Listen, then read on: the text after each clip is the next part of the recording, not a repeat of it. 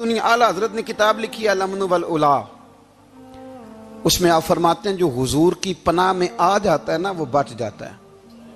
اللہ کرے آپ کو سمجھ آئے میری بات کی۔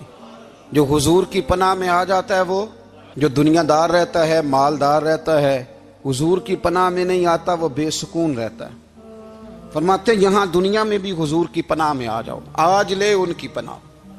اور آج دلیل آپ نے ابن ماجہ کی حدیث لکھی ہے، حضرت تمیم داری حدیث کے راوی ہیں، اعلیٰ حضرت نے لکھی ہے، فرماتے ہیں جو حضور کی پناہ میں آیا بچ گیا۔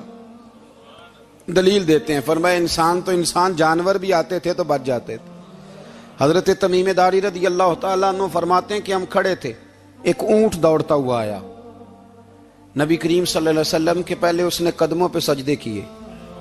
صحابہ کہنے لگے حضور ہمیں بھی اجازت دیں، فرمایا وہ تو بے زبان ہے، اسے تو پتہ کوئی نہیں، پیش نظر ہے وہ نو بہار، سجدے کو دل ہے بے قرار، روکیے سر کو روکیے یہی تو امتحان ہے۔ فرمایا اسے کیا پتا، تم تو مکلف ہو شریعت کے، تمہیں اجازت نہیں ہے۔ اور اعلیٰ حضرت نے 2 ٹوک لکھا ہے، فرمایا سوائے خدا کے کسی کو تعظیمی سجدہ بھی حرام ہے۔ یہ نوٹ کر لیں میری بات۔ اور اعلیٰ حضرت نے فتاوی رضویہ میں لکھا ہے کسی قبر پہ جاؤ تو 4 ہاتھ دور کھڑے رہو۔ اللہ کرے آپ کو سمجھ آئے، کتنے ہاتھ؟ 4 ہاتھ دور کھڑے رہو، سورۃ فاتحہ پڑھو، درود شریف پڑھو، جس قبر پہ گئے ہو ان کی روح کو اصال ثواب کرو، ان کے وسیلے سے دعا مانگو۔ اعلیٰ حضرت فرماتے ہیں قبر کو سجدہ بالاتفاق حرام ہے، طواف قبر کا کرنا بالاتفاق حرام ہے، بوسہ لینے میں اختلاف ہے کہ جائز ہے کہ ناجائز ہے، لیکن بوسے سے بھی چونکہ شک پڑتا ہے تو فرماتے ہیں احمد رضا کی رائے یہ ہے کہ بوسہ لینے سے بھی بچا جائے۔ وہ آ گیا تو اس سے اگلی باتیں کرتا ہے، بس خاموش رہ، باادب رہ اور پیچھے رہ۔ تو حضرت تمیم داری کہتے ہیں یہ حدیث اعلیٰ حضرت نے لکھی ہے الامن والاولا میں، فرماتے ہیں کہ اونٹ نے پہلے سجدہ کیا، قدم چومے، پھر اس نے حضور کے کان میں کوئی بات کہی۔ روزے دے دوالے نے غلامہ دیاں ٹولیاں، ایک پہ سن دے کروڑاں دیاں بولیاں، یعنی اونٹ نے بات کی تو حضور نے وہ بھی سن لی۔ اعلیٰ حضرت کہتے ہیں جو پناہ میں آتا ہے بچ جاتا ہے۔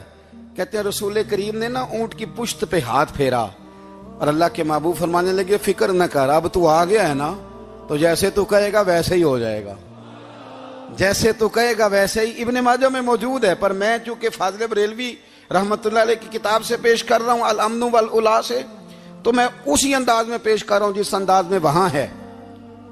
حضرت تمیم داری کہتے ہیں کہ ہماری سمجھ میں بات کوئی نہ آئی، تھوڑی دیر گزری تو کچھ لوگوں نے ہاتھوں میں رسیاں پکڑی ہیں، خنجر پکڑے ہیں، دوڑے آئے، یا رسول اللہ یہ ہمارا اونٹ ہے۔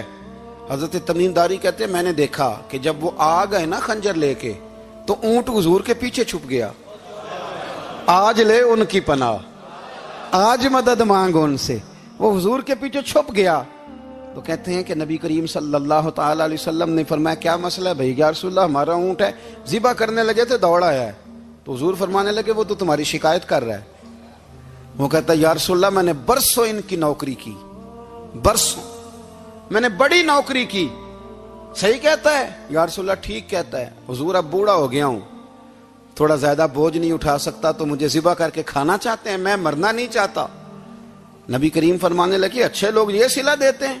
انہوں نے عرض کی حضور آپ حکم کر دیں، ہم اس کو چھوڑ دیتے ہیں یا رسول اللہ، نہیں ذبح کریں گے، خدمت کریں گے۔ حضور فرمانے لگے نہیں، اب میرے پاس آیا ہے نا، اب میں نے واپس نہیں کرنا، آج ہو گیا ہے، آج لے ان کی پناہ، آج مدد مانگ ان سے، آج ہو گیا یا رسول اللہ پھر رکھ لیں۔ حضور نے فرمایا نہیں بھائی پیسے بتاؤ کتنے؟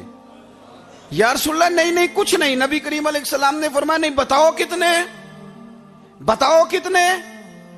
انہوں نے کہا حضور ایک دفعہ ریٹ لگایا تھا تو 100 دینار لگا تھا۔ حضور نے فرمایا بلال دے دو 100 دینار، 100 دینار دے دیا۔ اعلیٰ حضرت فرماتے ہیں دیکھو ان کی پناہ میں آنے کی برکتیں کتنی ہیں۔ ان سے کہا تم جاؤ، وہ چلے گئے۔ حضور نے پشت پہ ہاتھ پھیرا، فرمایا جا تو آزاد ہے۔ حضرت تمیم داری کہتے ہیں وہ پہلے گیا پھر پلٹ کے آیا، اس نے نبی پاک کے کان میں کو بات کی، کئی باتیں کی، پر میں ایک بات کرتا ہوں، کئی باتیں کی، ایک بات کی تو حضور رو پڑے۔ اونٹ چلا گیا، ہم نے عرض کی حضور یہ کیا کہہ گیا ہے؟ تو محبوب فرمانے لگے یہ کہہ گیا یا رسول اللہ جس طرح آپ نے مجھے چھری سے بچایا ہے، میں دعا کرتا ہوں اللہ آپ کی امت کو جہنم سے محفوظ فرمائے، اللہ جہنم سے بچائے آپ کی امت کو، اس طرح مجھے چھری سے آپ نے محفوظ کیا۔ اعلیٰ حضرت فرماتے ہیں کن چکروں میں پڑے ہوئے ہو، کن چکروں میں؟ پیسوں کی پناہ لیتے ہو، عہدوں کے پیچھے چھپتے ہو، دولت کے پیچھے چھپتے ہو، تعلقات کے پیچھے چھپتے ہو۔ فرمایا مصیبت آئے گی تو یہ سارے ہٹ جائیں گے، اگر پناہ لینی ہے تو مدینے والے محبوب کی پناہ لو، دروازہ رسول پہ آؤ، نبی کریم کی بارگاہ میں جھکو، حضور سے پیار کرو۔ اعلیٰ حضرت فرماتے ہیں محبوب کا ادب کرو، رسول اللہ کی غلامی کرو۔ فرماتے ہیں پھر کے گلی گلی تباہ، ٹھوکریں سب کی کھائیں کیوں، دل کو جو عقل دے خدا تو تیری گلی سے جائے کیوں۔ اور فرمانے لگے جان ہے عشق مصطفیٰ، روز فزوں کرے خدا، جس کو ہو درد کا مزہ وہ ناز دوا اٹھائے کیوں، جس کو ہو درد کا مزہ وہ ناز دوا اٹھائے کیوں۔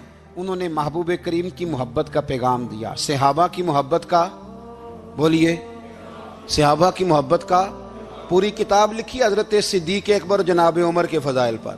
اور مزے کی بات یہ ہے کہ اعلیٰ حضرت نے نا اردو شاعروں میں سے کسی کو توفیق نہیں ہوئی حضور کو شہنشاہ کہنے کی، اعلیٰ حضرت نے کہا میرے نبی شہنشاہ ہیں۔ دلیل کیا دی؟ فرمانے لگے پڑھو ترمذی، حضور نے فرمایا میرے 2 وزیر زمینوں میں ہیں، 2 آسمانوں میں۔ زمین کے 2 وزیروں کے نام ابو بکر اور عمر ہیں، آسمان کے 2 وزیر ہیں جبریل اور میکائیل۔ تو اعلیٰ حضرت کہنے لگے حضور وزیر تو کسی شہنشاہ کے ہی ہوتے ہیں، پھر کہہ لو نا شہنشاہ۔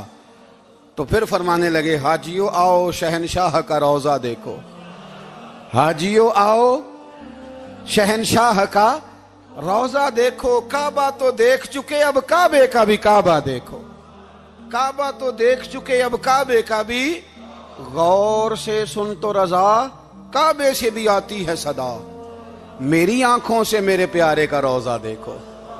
اعلیٰ حضرت نے ساری زندگی اور صحابہ کرام کی بات کی، اہل بیت کی بات کی، اولیاء کی بات کی، صوفیاء کی بات کی، دفاع کیا سب کا، سب کے شانوں میں لکھا، امت کو بتلایا کہ اپنے بزرگوں سے جڑے رہو گے تو بچے رہو گے۔ اعلیٰ حضرت نے طنز کرنے سے، تنقید کرنے سے، بلا وجہ غلطیاں نکالنے سے اور ایک دوسرے پر لان تان کرنے سے ہمیں بچنے کو کہا۔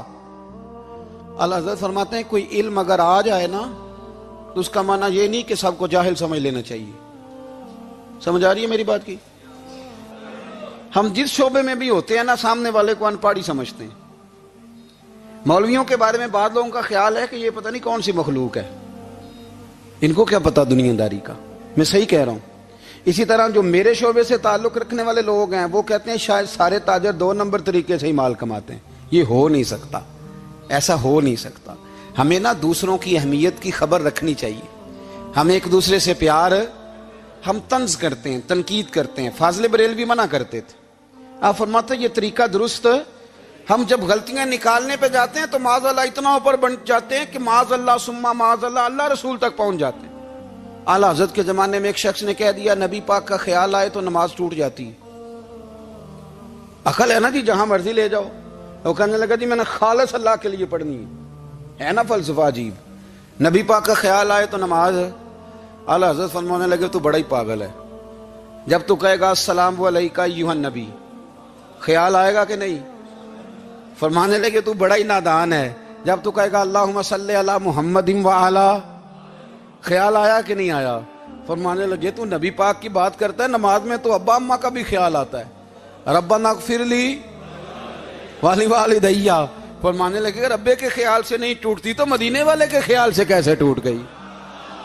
فرمانے لگے بڑا ہی بیوقوف ہے تو۔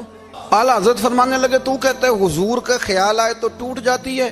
فرمانے لگے جب تک حضور کا خیال آئے نہ نماز ہوتی نہیں، جب تک حضور کا خیال نہ آئے نماز ہوتی نہیں، سوال ہی نہیں پیدا ہوتا۔ لوگوں نے کہا جناب وہ کس طرح؟ تو اعلیٰ حضرت فرمانے لگے اللہ نے کہا قرآن میں واقعی الصلاۃ نماز پڑھو، یہ نہیں بتایا کتنی پڑھنی ہے، اور یہ بھی نہیں بتایا فجر کی کتنی پڑھنی ہے، یہ بھی نہیں بتایا ظہر کی، یہ بھی نہیں بتایا قیام کیسے کرنا ہے، ہمیں یہ بھی نہیں بتایا رکوع کیسے کرنا ہے۔ ہمیں پتہ کیسے پتہ چلا؟ جب صحابہ نے کہا نا رب کہتا ہے نماز پڑھیں تو کیسے پڑھیں، تو حضور فرمانے لگے سلو کما رأیتمونی اصلی، نماز اس طرح پڑھو کرو جس طرح مجھے پڑھتے ہوئے دیکھتے ہو.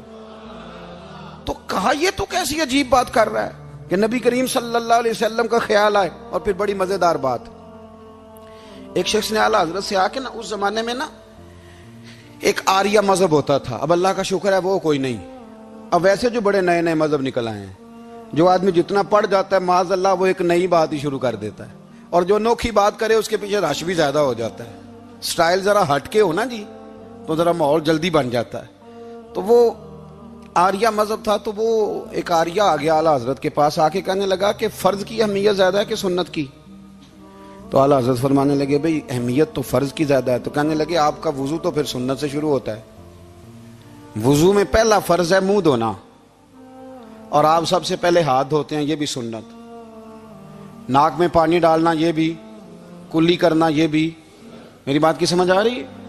اس نے کہا یہ آپ عجیب لوگ ہیں, فرض اگر بڑا ہے تو پہلے فرض ہونا چاہیے تھا. سمجھ آ رہی ہے میری بات کی؟ لوگ دین پر بڑے بڑے مختلف اعتراضات کرتے ہیں نا. اس نے کہا جی پہلے ہونا چاہیے تھا فرض, تو منہ دھونا فرض ہے, آپ نے گھٹنوں تک ہاتھ دھوئے, اب یہ جو آپ نے ہاتھ دھو یہ بھی سنت, کلی کری تو وہ بھی سنت, ناک میں پانی ڈالا تو وہ بھی سنت, تو آپ تو چوتھے نمبر پہ فرض ادا کر رہے. تو اعلیٰ حضرت فرمانے لگے تم اصل میں محبوب کا غلام نہیں نا. ہاں تجھے کیا پتا ہو یہ بات کیا ہے, تو بیٹھ جا ہم سے سن, ہم تجھے بتاتے ہیں. اس نے کہا جی کیا مطلب؟ فرمانے لگے یہ محبوب جو ہے نا ہمارے, یہ ہمیں بڑی جگہوں سے بچاتے ہیں, یہ بچا بچا کے فرائض تک لے جاتے ہیں. کیا مطلب؟ کہنے لگے حضور نے ہمیں کہا ہے کہ پہلے نا ہاتھ دھو لو, پتہ چل جائے پانی زیادہ گرم تو نہیں, منہ جالی نہ جائے, پہلے نا دیکھ لو. فرمایا پھر ناک میں ڈال کے پتہ کرا لو کہ اس میں سے بدبو تو نہیں آتی. سنت بھی ادا ہو گئی, پتہ بھی چل گیا بو تو نہیں آ رہی. اور فرمایا پھر منہ میں ڈال کے چکھ لو کہ بد ذائقہ تو نہیں. اب یہ 3 سنتیں ادا کر کے تم فرض ادا کرو گے تو اللہ بھی راضی ہوگا, اللہ کے رسول بھی راضی ہوں گے. اور اگر آپ نے ابھی تک ہمارا چینل سبسکرائب نہیں کیا تو فوراً سبسکرائب کیجئے, ساتھ ہی بیل آئیکن پر کلک کریں تاکہ مزید آنے والی ویڈیو ہیں وہ آپ کو وقت پر ملتی رہیں. اللہ حافظ.